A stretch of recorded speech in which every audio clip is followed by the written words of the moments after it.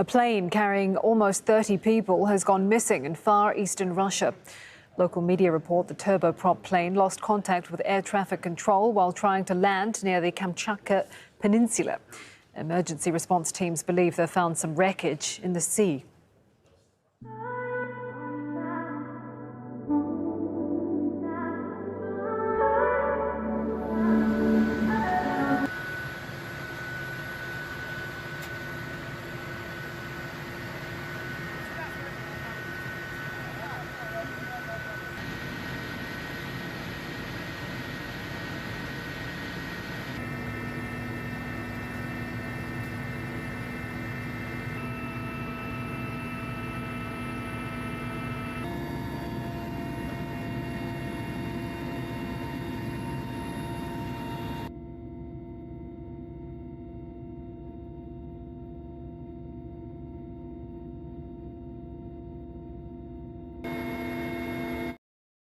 We have a tragic update to a developing story that we've been following. There are reportedly no survivors of a plane crash in Russia's far eastern Kamchatka region.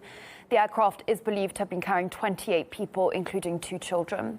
Initial reports suggest that it hit mountainous terrain during low visibility. The operating company says that the An-26 aircraft, in service since 1982, did not have any technical issues reported before the flight.